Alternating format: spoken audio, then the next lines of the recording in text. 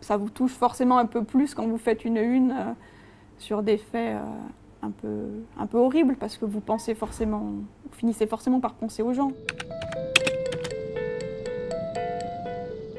La difficulté du fait divers, c'est que par définition, il peut évoluer.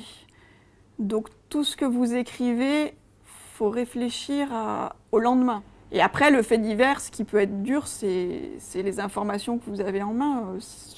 Ça vous touche forcément un peu plus quand vous faites une une sur des faits un peu horribles, parce que vous finissez forcément par penser aux gens.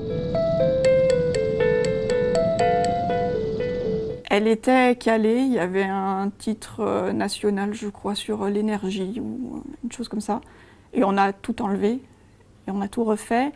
Et on en a fait deux, parce qu'on a fait une une spéciale pour la Haute-Savoie, avec une une beaucoup plus large que ce qu'on fait d'habitude.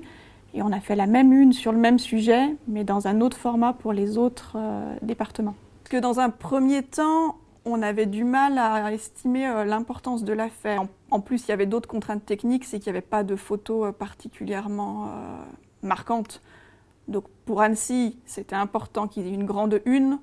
Pour les autres, on n'avait pas la photo suffisamment parlante pour dire on fait péter la une, comme on dit vulgairement, pour les autres. On pouvait difficilement le faire. Ça valait pas la peine, en tout cas.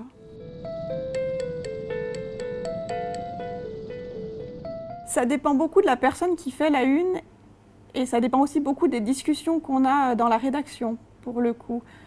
Parfois, on peut avoir une première idée de titre, et on se rend compte avec nos collègues que les gens, en le lisant, sont un peu choqués. Et vous qui faites la une, vous vous dites « le mot est peut-être un peu trop fort, je vais atténuer ». C'est fait pour attirer l'œil, donc vous ne pouvez pas non plus faire quelque chose de très neutre et très soporifique.